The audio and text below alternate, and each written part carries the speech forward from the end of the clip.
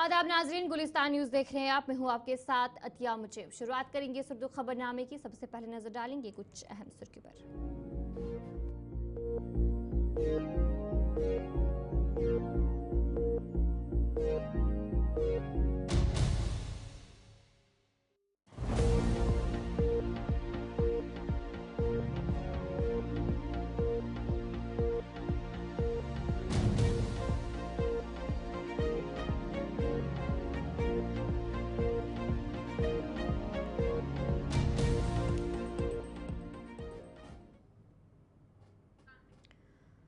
तो चलिए थी कुछ अहम सुर्खियां। आप दीगर खबरों की तरफ भी रुख करेंगे। शुरुआत करेंगे बड़ी खबर के साथ, जहां पर वक्फ कानून पर सुप्रीम कोर्ट में इस वक्त समाअत जो है वो जारी है। 2 जजों की आईनी बेंच इसकी समाअत कर रही है और वक्फ कानून के खिलाफ अब तक 35 से जायद जो अर्जियां हैं वो दायर की है और अभी इस वक्त सुप्रीम कोर्ट में जो समाअत है वो जारी है। कई अर्जियां मुखालिफ में है तो कुछ हिमायत में भी है और इस तरीके से सबकी नजरें सुबह से ही देखने को मिल रही थी कि आखिर क्या कुछ फैसला लिया जा सकता है। और आज 2 बजे से जो समाअत है वो शुरू हुई और सुप्रीम कोर्ट में अभी भी ये समाअत जारी है। वक्फ तरमीमी कानून पर सुप्रीम कोर्ट में जो समाअत देखने को मिल रही है, सीजेआई संजीव खन्ना की सदारत वाली वी संजय कुमार और के.वी. विश्वनाथन की 3 रुकनी बेंच अर्जियों की समाअत जो है वो कर रही है। सुप्रीम कोर्ट में अभी तक 35 से जायद जो अर्जियां हैं वो दायर की गई है, जिनमें वक्फ तरमीमी कानून 2025 की कानूनी हैसियत को चैलेंज किया गया है और ज़्यादा अर्जियां जो है वक्फ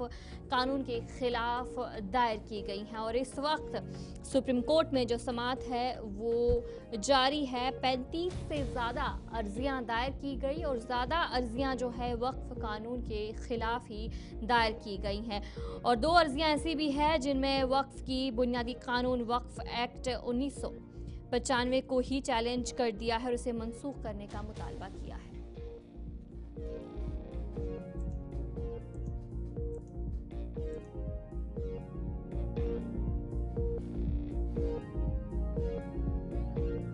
इस पर हम जानकारी भी लेंगे। हमारे साथ हमारे नुमाइंदे संदीप गोयल ज्वाइन कर चुके हैं। संदीप बताएगा अभी क्या कुछ सूरत हाल है, क्या कुछ अपडेट है ताज़ा?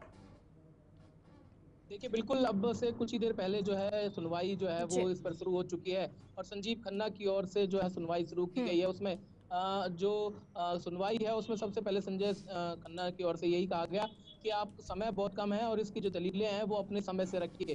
तो हम अब इस पर जो है सुनवाई की जा रही है और अब इसके बाद जी। क्या कुछ सुनवाई हो पाएगी, क्योंकि हम देख रहे हैं कि लगातार जो दलीलें थी वो 70 के लगभग थी। हालांकि 10 दलीलों पर यानी कि 10 याचिकाओं पर सुनवाई होनी है और उसमें सबसे बड़ी बात जो है निकलकर सामने यही आ रही है, जो कहा जा रहा है कि आखिर धार्मिक किसी भी भावना से जुड़े हो अगर इस मसले पर इस तरह से अगर सरकार कानून लाती है तो फिर जी। कहीं ना कहीं इसका विरोध होगा। हालांकि अब मुस्लिम पर्सनल लॉ की ओर से ये भी कहा गया है कि अब 87 दिन तक जो है इसी तरह से देश में वक्फ बचाओ का अभियान जो है वो शुरू किया जाएगा, जो 87 दिन तक चलने वाला है। यानी कि 11 अप्रैल से चलकर जो है जून तक इसकी समाप्ति होगी और अब इसका जो है सरकार या तो कानून को वापस ले या फिर इस पर विरोध किया जाएगा। इस तरह की बातें अब निकलकर जो है सामने आने लगी हैं, लेकिन अब सुनवाई जो है अंदर चल रही है। क्या कुछ चीजें निकलकर बाहर आएंगी, ये देखने वाली बात होगी। जी, लेकिन चलिए बहुत कपिल बहुत सिब्बल की शुक्रिया। ओर से जी यही जी, चलिए बहुत बहुत शुक्रिया जानकारी देने के लिए। हमारे नुमाइंदे संदीप गोयल फिलहाल आपको अपडेट कर रहे थे कि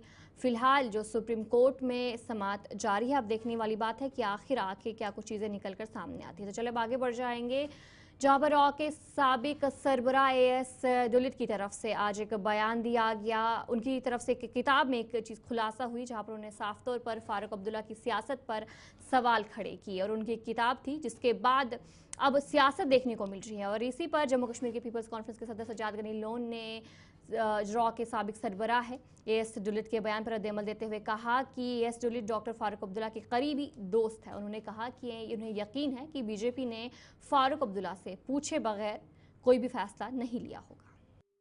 देखिए, पहले आपको ये अंडरस्टैंड करना है कि दुलत साहब कौन है। दुलत साहब बहुत इन्फ्लुएंशियल हैं जम्मू कश्मीर पर और ये फारूक साहब के बहुत क्लोज हैं।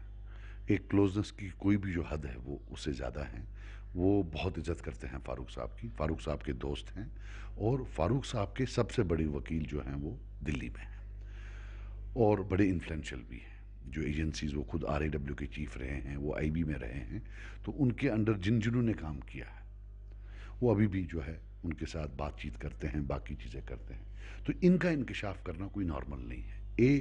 The influence that he has, और दूसरा जो उनकी क्लोजनेस है फारूक साहब की फैमिली के साथ, उमर साहब के साथ। मगर मैं हैरान नहीं हूँ, मैं बिल्कुल हैरान नहीं हूँ। हैरान इसलिए हूँ कि आप लोग हैरान हैं। हमें तो मालूम था पहले दिन से, मतलब अंदाजा था कि 100% इनके पूछे बगैर कोई चीज़ नहीं की जाएगी, और इन्होंने उसका बोला होगा कि साहब आप करना और हमें रोने देना। ये पुराना पैक्ट है, 70 साल का पुराना पैक्ट कि साहब आपको जितना मारना है मारो लोगों को, लेकिन हमें रोने दो। पैक्ट यही है, और इसमें भी था आप लो 370 लो, 35 ए लो, स्टेटहुड लो, मगर हमें रोने देना। वो पैक्ट है। तो इसमें मुझे कोई, आई एम नॉट सरप्राइज्ड, मुझे कोई भी हैरत इसमें नहीं है। और मैं आपको बता दूं, हमने यहाँ पॉलिटिक्स की है, ये हमारा अल्लाह जानता है कि ये जो अंकल और आंटियों की फौज दिल्ली में है, हमें यहाँ इनके साथ नहीं लड़ना होता है, हमें उनके साथ लड़ना होता है। ये मेरा अल्लाह जानता है कि हम पर कौन सी मुसीबत आती है। जेल भी हम नहीं देखे हैं, मारे हमने खाई हैं, इंटरोगेशन हमने लिया है, लेकिन ए टीम और बी टीम, ये चॉकलेटी बॉय जो हैं, ये जो इन इलीट, ये जो इन अंकल और आंटियों ने जिनको पाला है, वो हमको कहते हैं। और बीजेपी भी इस तरह बिहेव करती है तब कि जैसे हम उनकी गोद में बैठे हैं। ये सब एक ड्रामा था। अब वो सब क्लियर आ गया, और ये भी मालूम हो गया कि 2024 की जो इलेक्शन की जीत है, इसमें काफी हद तक जो उन्होंने सर्विसेज 2019 में। सटीबल के एमएलए और नेशनल कॉन्फ्रेंस के सीनियर रहनुमा तनवीर सादिक ने एस डोलिट के हालिया बयान को मुकम्मल तौर पर बेबुनियाद और गुमराहकुन करार दिया है। उन्होंने कहा कि इस तरह के बयानात का मकसद सिर्फ नेशनल कॉन्फ्रेंस पार्टी को बदनाम करना है। बहुत बरसों से ऐसी एजेंसीज, ऐसे लोग थे, हमेशा कोशिश की गई है नेशनल कॉन्फ्रेंस को गलत तरीके से दिखाया जाए, हमेशा कोशिश की गई है। और ये आज से नहीं, ये बहुत बरसों से, डिकेड से ये आया गया है कि हमेशा नेशनल कॉन्फ्रेंस को किसी तरीके से बैड लाइट में दिखाया गया। और ये भी एक उसी के एक कड़ी है। अगर आप जो ऑथर है उसकी किताब पढ़ेंगे तो वो अपनी बात को खुद कॉन्ट्रडिक्ट करता है। अगर आप किताब पढ़ेंगे, वो आगे लिखता है कि 7 महीने सेंटर ने फारूक अब्दुल्ला साहब पे नज़र रखेगी कि उनका सेंस क्या होगा। अगर फारूक साहब ने वो बात कही होती तो 7 महीने जो बार बार वो उसके पीछे पड़े थे, तो फिर वो क्यों पढ़ते। और दूसरी बात है, 7 महीने के बाद फारूक अब्दुल्ला साहब जब निकले, उन्होंने क्या किया, पहले पीएचईडी को मजबूत किया, और तोड़ा किसने, इन्हीं लोगों ने जो आज तनकीद कर रहे हैं। तो मुझे नहीं लगता है कि ये आया है, लोग आज समझदार है, समझते हैं। हम लोग हैं जिनने पीएचईडी को संभाला, हम लोग हैं जिन लोगों को, जो लोगों की बात करते हैं। तो ये जानबूझ के एक क्रिएट किया जा रहा है कंट्रोवर्सी। और ये वही दुल्लत साहब है ना। मैं आपको पीछे ले जाता हूँ, उसकी पिछली किताब क्या लिखते हैं। वो अपनी किताब में लिखते हैं कि जो पीडीपी है उसकी जो क्रिएशन है वो जनाब डोवल साहब ने की है, कि एजेंसीज ने पीडीपी को बनाया है। तो अगर जो हमारे जो दोस्त हैं पीडीपी में वो बड़ा आज चिल्ला रहे हैं, तो मैं उनसे ये सवाल पूछूंगा, इस किताब में आप एक बात कर रहे हैं तो पिछली किताब में वो दूसरी बात कर रहे हैं, तो उसको भी आप एडमिट कर लीजिए। रिटायर्ड इंसान है, अपनी किताब बेच रहे हैं, वो कुछ भी लिख सकते हैं। उसके ऊपर उनसे तो बात करने का कोई मकसद नहीं बनता। उनकी लॉयल्टी अपने साथ है, कंट्री के साथ। अब तो उनका कोई ऑफिशियल पोजीशन नहीं है। जहाँ तक आपने सजाद लोन साहब की बात की, मैं बहुत इज्जत करता हूँ, 500 वोटों से जीत के आ गए हैं। मैं सिर्फ इतना समझता हूँ कि यही सजाद लोन साहब आरएसएस के हेडक्वार्टर्स में बैठे थे, बड़े भैया किसको बनाते थे और किस तरीके से इनके साथ पहली करते थे। वही सजाद लोन साहब हैं जो बीजेपी और पीडीपी के कैबिनेट में बैठे थे, जिन्हें जम्मू कश्मीर को उस दहान पे लाया। तो जहां मैं उनकी इज्जत करता हूं, वहां मैं उनको बड़े मोहतरमाना तरीके से गुजारिश करूंगा कि आप जब अपनी तनकीद करें तो ये समझिए कि आपके ऊपर बहुत सारे कीचड़ उछाल सकते हैं, लेकिन हम उछालना नहीं चाहते। हम आज समझते हैं कि ये गलत है, एक इंसान ने गलत किताब लिखी है, गलत बात की है। और इसी के साथ मैं इल्तिजा मुफ्ती साहिबा के बारे में बात करूंगा। आज उन्हें ट्वीट किया उसके बारे में, तो इल्तिजा मुफ्ती साहिबा से मैं बड़ा मोहतरमाना तरीके से एक सवाल पूछना चाहता हूं, क्या सिर्फ दुल्लत साहब तब तक सही हैं जब तक फारूक साहब के बारे में बात करें? क्योंकि ये वही है ना दुल्लत साहब जिसने ये बोला कि मुफ्ती मोहम्मद सईद शाम के 12 बजे गलत चीज करते थे। और वहीं पर नेशनल कॉन्फ्रेंस के सीनियर रहनुमा डॉक्टर मुस्तफ़ा कमाल ने रॉ के साबिक सरबराह एस डोलित के हालिया बयान को बेबुनियाद करार दिया है। और उनका कहना था कि दफ़ा 370 जम्मू कश्मीर और भारत के दरमियान अलहाक़ की बुनियाद है। डॉक्टर मुस्तफ़ा कमाल ने वाज़ह किया कि नेशनल कॉन्फ्रेंस कभी भी अपने सियासी ईमान के खिलाफ नहीं जाएगी। गोशगुजार में नहीं है कि फारूक साहब ने 370 के बारे में जो कहा, फिर बाद में क्या कहा, ये सारी हवाएं हैं, सारी उड़ाई जा रही बातें हैं। हमने बाज़ाब्ता तौर कहा दफ़ा 370 लाया किसने? नेशनल कॉन्फ्रेंस नहीं लाया, नेशनल कॉन्फ्रेंस की हुकूमत ने लाया, यहाँ की बका के लिए, फ़ायदे के लिए और हिंदुस्तान और कश्मीर के दरमियान ताल्लुकात को उस्तवार करने के लिए ये कदम उठाया। अब कोई एक नज़र से देखे, कोई दूसरी नज़र से देखे, हमारा ये एतमाद है कि जो हमारे कानूनी रिश्ता मरकज़ी सरकार के साथ जुड़ा, हिंदुस्तान के साथ जुड़ा, वो हतमी नहीं है। इसमें ठंडे दिमाग से सोचना पड़ेगा। जब तक ये मसला आप हल नहीं करते हिंदुस्तान पाकिस्तान के माबैन और यहाँ के जम्मू कश्मीर के लोगों के माबैन, ये छुट-पुट चीज़ें होती रहेंगी जिससे सिरदर्द मरकज़ी सरकार को हमेशा रहेगा, जो भी सरकार हो, और यहाँ लोगों को मुसीबतें और अज़ियतें उठानी पड़ेंगी। तो जहाँ तक फ़ारूक साहब का ये कहना कि ये 370 2019 के बारे में, वो 2019 के बारे में क्या कहा है? जिस तरह से ये दुलत साहब ने अपनी किताब में हाँ, 2019 में यही कहा कि फ़ारूक साहब ही इसके बारे में है। ऐसी बात नहीं है। हम जो हमारा सियासी ईमान है वो तो यही है। हम कैसे अपने ईमान के ख़िलाफ़ जाएं, सियासी ईमान के ख़िलाफ़? मौक़िफ़ है दफ़ा 370 हमारी बुनियाद रही है इलाक़ की। हमें खुद मुख्तारी बहुत हद तक दस्तयाब थी। अब मसला सिर्फ पाकिस्तान के साथ है, जिसकी वजह से ये मुसीबतें हमने उठानी पड़ती हैं। जो 12 दफ़ा इसका ख़ात्मा होना चाहिए, वो मरकज़ी सरकार जाने क्या ठीक है क्या नहीं है, लेकिन जम्मू कश्मीर के लोग उनकी तरफ निगाहें लगाए हुए बैठे। कठुआ के इलाके सुफान में 27-28 मार्च को एनकाउंटर में मारे गए 2 दहशत गर्दों के कब्जे से जदीद हथियार और मंशियात बरामद की है। SSP शोभित सक्सेना के मुताबिक दहशत गर्दों के पास M4 कारबीन जैसा जदीद आलात भी मौजूद था। इन बातों का इजहार उन्होंने प्रेस कॉन्फ्रेंस के दौरान किया। लोगों ने जो है बहुत टाइट सिक्योरिटी ग्रिड रखी है बॉर्डर से लेके पूरा आगे तक, और ये जो है एक multi district multiple force involve है, और सब लोगों ने ग्रिड बहुत स्ट्रॉन्ग रखी है। और मुझे लगता है कि जिस तरह की हमारी तैयारी है और जिस तरह का हमारा रिस्पांस रहा है, उस हिसाब से हम लोग कोई भी किसी को भी सफलता से यहाँ से आगे निकलने नहीं देंगे कठुआ डिस्ट्रिक्ट से। तो जो आज आपके सामने रखा है वो हम लोगों ने इस जो एनकाउंटर्स हैं इनमें इनका जो सामान बरामद हुआ है बहुत भारी मात्रा में, तो वो हम लोगों ने डिस्प्ले पे रखा है। ये सामान में 3 वेपन है, जिसमें 2 AK हैं, 1 M4 है, और बड़े ज़्यादा नंबर में इनके मैगज़ीन, राउंड, इनके मेडिकल किट्स और मोस्ट इम्पॉर्टेंटली इनके एक्सप्लोजिव्स जो है हमने भारी मात्रा में रिकवर कर लिए हैं। तो जो सामान आप देख रहे हैं उनसे आपको ये यकीन आ जाएगा कि ये जो है यहाँ बहुत गलत इरादों से और बड़े लंबे समय की तैयारी करके आए थे।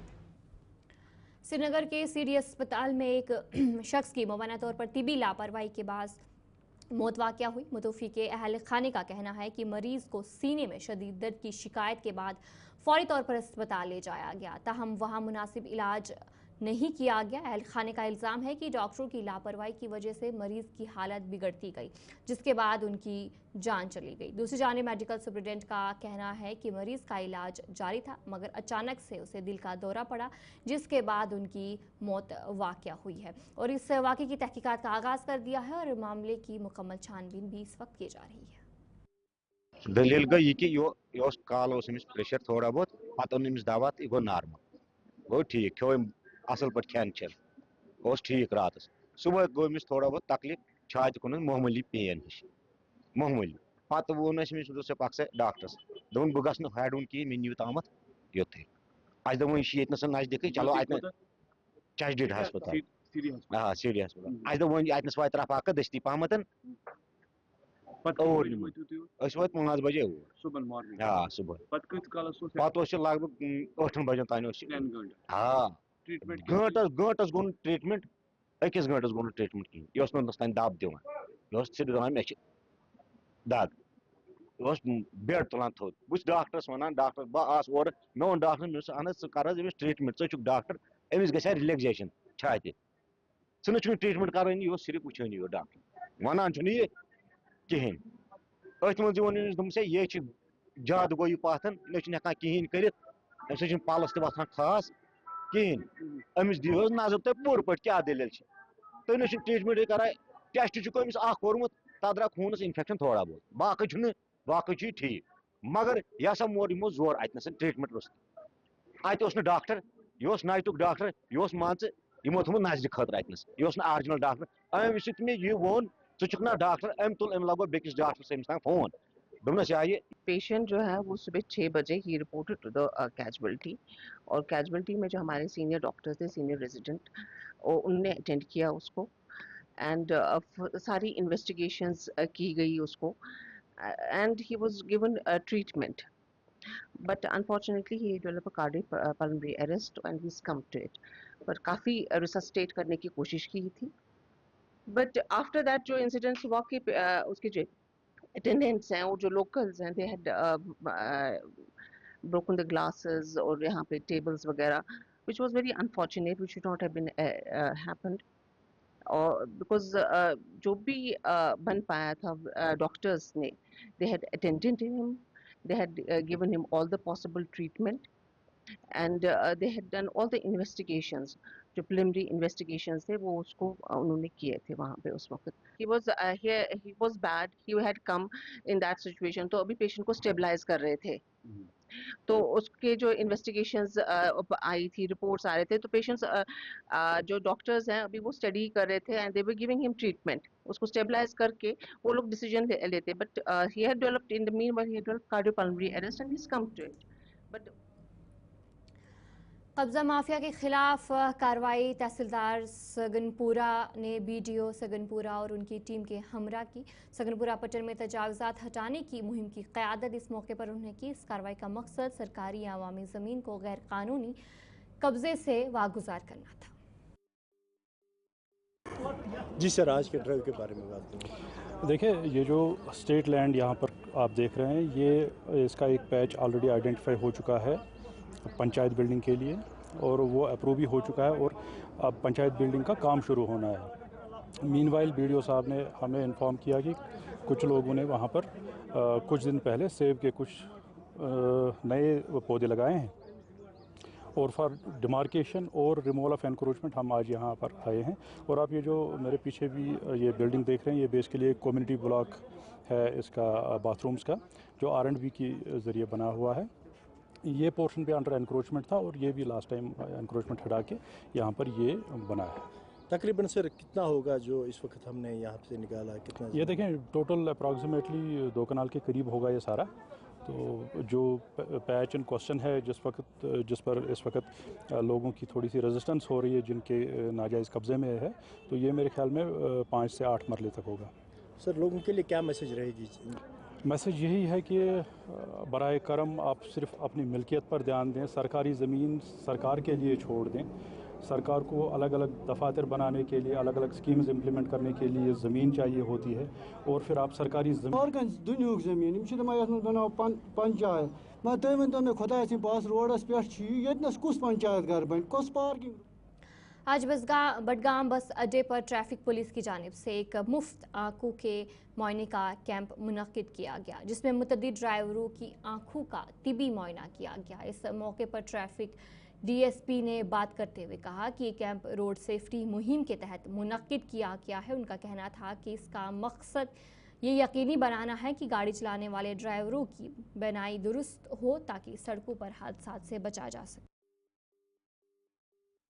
पहले आप लोगों का शुक्रिया। इसका बेसिक मकसद ये है कि इससे हमें पता चलता है कि जो ड्राइवर साहिबान हमारे गाड़ी चला रहे हैं, कि इनकी जो जब ये ड्राइविंग करते हैं कि ये जो वही देखते हैं जो इनको देखना चाहिए, क्या इनमें कोई डिफेक्ट मत है कि जो इनको रुकावट डाल सकते हैं इनकी ड्राइविंग में, या ये ऐसी मेडिकली ये फिट है कि नहीं है, ये देखना है। इसलिए ये हमने कैंप यहाँ पर ऑर्गेनाइज किया है। जो हमारे डॉक्टर डिस्ट्रिक्ट हॉस्पिटल से हमारे कंसर्न डॉक्टर्स हैं, वो इसमें हमारे शाना ब शाना साथ दे रहे हैं, वो ये टेस्ट कंडक्ट कर रहे हैं। तो उनके लिए हम बड़े मशकूर है कि वो इसमें हमें ये रोड सेफ्टी के तहत ये कार्रवाई हो रही है। मकसद हमारा यही है कि लोगों की जान बचाए, सड़क पर कोई। भलेसा के इलाके केलू तर्न में स्कूल के बच्चे रोजाना केलूगुनी दरिया अबूर करके तालीम हासिल करने जाते हैं, जिससे उनकी जानें खतरे में हैं। पुल ना होने की बात बच्चे पानी से गुजरने पर मजबूर है। तलबा ने हुकाम से महफूज पुल की फौरी तामीर का मुतालबा किया है ताकि उनकी तालीम और जान दोनों महफूज रह सके। मेरा नाम आयशा, मैं क्लास 3 में पढ़ती हूँ। हम जब यहाँ से आते हैं हमें बहुत प्रॉब्लम होती है। इधर से छोटे छोटे बच्चे गिर जाते हैं। यहाँ पे जब बारिश पड़ती है यहाँ पे बहुत दरिया होता है, यहाँ पे चलना नहीं बनता है। सर मेरा नाम मोहम्मद कासिम है। मैं किलोत्रान में रहता हूँ और मैं अजीजा पब्लिक स्कूल किलोत्रान में पढ़ता हूँ। तो यहाँ हमें आपसे ये रिक्वेस्ट है कि यहाँ हमें एक पुल की जरूरत है। जब भी हम यहाँ से क्रॉस करने आते हैं तो यहाँ पे ज्यादातर बार हम जब फ्लड वर्ड्स होते हैं तो यहाँ पे गिर जाते हैं, ज्यादातर मतलब बह जाते हैं, तो फिर बाहर निकलना मुश्किल हो जाता है। वर्दी गीली हो जाते हैं, कपड़े गीले हो जाते हैं और साथ साथ में हमारे जो बैग्स होते हैं वो गीले हो जाते हैं। बुक्स भी गीली हो जाती हैं, जिससे हमें पढ़ने में भी दिक्कत आती है। कॉपीज गीली हो जाती हैं और साथ में अगर फिर वहां से आए तो वहां से बड़ा दूर है, अगर फिर यहाँ से उधर जाना पड़ता है, वहां से बहुत दूर हो जाता है हमें, तो लेट हो जाता है स्कूल के लिए। तो मेरी यही गुजारिश है कि यहाँ पर हमें एक ब्रिज दिया जाए। पहले मैं आपका शुक्रिया करना चाहता हूँ कि आप यहाँ पर अपना कीमती वक्त निकाल कर यहाँ पे आए। हमें यहाँ पर हम बच्चों को यहाँ पे पार में होने की बहुत मुश्किलें आती है, खास करके जब बारिश होती है तब तो यहाँ पर मतलब नामुमकिन हो जाता है पार करना। तब तो कुछ बच्चों को पीछे से आना पड़ता है और जो बच्चे छोटे होते हैं उनको तो घर में ही ठहरना पड़ता है। यहाँ पे बुजुर्गों को भी मुश्किलें होती है और बच्चों को भी। तो हमारी एक ही रिक्वेस्ट है, यहाँ पर एक पुल बनाया जाए जिससे हम बुजुर्गों को भी और बच्चों को भी यहाँ पे आराम मिल जाए पार करने। आप देख रहे हैं गुलिस्तान न्यूज़ में हम हर भलेसा की छोटी बड़ी खबर आप तक पहुंचाने की कोशिश करते हैं। और आज एक ऐसी ग्राउंड रियलिटी आपके साथ में लेकर के आया हूं जो आप सब लोगों को देखनी चाहिए, सरकार को भी देखनी चाहिए, यहाँ के प्रशासन को भी देखनी चाहिए कि यहाँ पर बच्चे जो हैं आज भी कितनी तकलीफों का सामना करते हैं। आप तस्वीरें देख रहे हैं कि इस दरिया को बच्चे जो हैं, छोटे नन्हे मुन्ने बच्चे जो हैं, कई स्कूलों के आसपास के इलाकों से आते हैं और इस दरिया को रोज सुबह स्कूल के समय में यहाँ से क्रॉस करते हैं।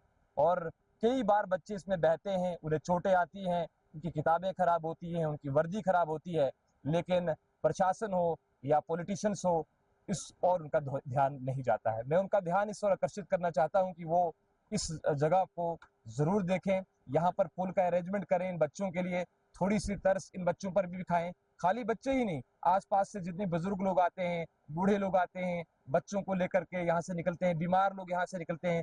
यहाँ साथ में एक ब्रिज है लेकिन वो काफी दूर है, बच्चे वहां से अगर जाएं तो उन्हें स्कूल के लिए लेट हो जाता है।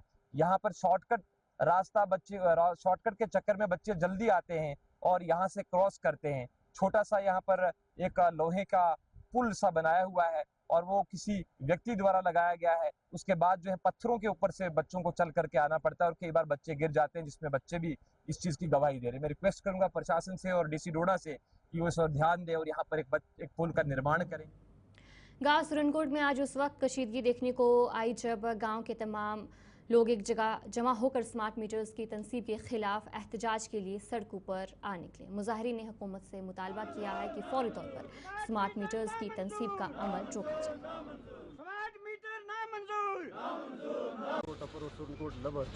यहाँ के तमाम प्रोमिनेंट लोग, नुमाया शख्सियात आज एक जगह पर जमा होकर स्मार्ट मीटर के फ़ायदे नुकसान पर हमने बात की।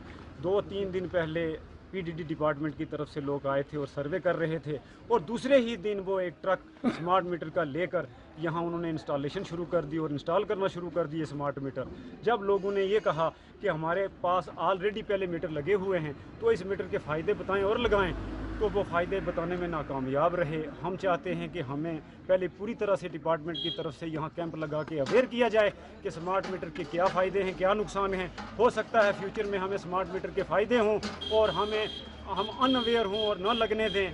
तो हम ये गुजारिश करते हैं आज तमाम गांव वाले डिपार्टमेंट से कि हमें फ़ायदे नुकसान बताए जाएं। जहां तक हमारी सोच काम करती है तो वो ये है कि स्मार्ट मीटर्स के जो नाल पोल हमारे पास नहीं अभी लगे हुए, अभी भी खंभे जो वो तारें जो हैं वो उसके साथ लगी हुई हैं, पेड़ों के साथ लगी हुई हैं। तो स्मार्ट मीटर के क्या मीनिंग ये समझाना चाहते हैं कि 5 रुपये 80 पैसे के हिसाब से हम यूनिट देंगे, 1 रुपया 80 पैसे छोड़ देंगे।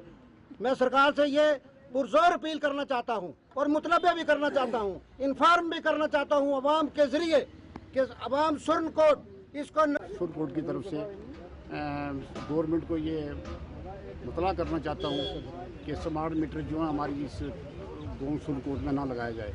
गांव देहात है, 80% लोग यहाँ पे जो हैं वो बेरोज़गार हैं। तो ऑलरेडी जो पहले से किराया जो मैनुअल आ रहा था वो भी अभी जो है लोगों की तरफ। तो चलिए इस उर्दू खबरनामे में इतना ही। अभी के लिए मुझे दीजिए इजाज़त और आप बंद रहिए गुलिस्तान न्यूज़ के साथ।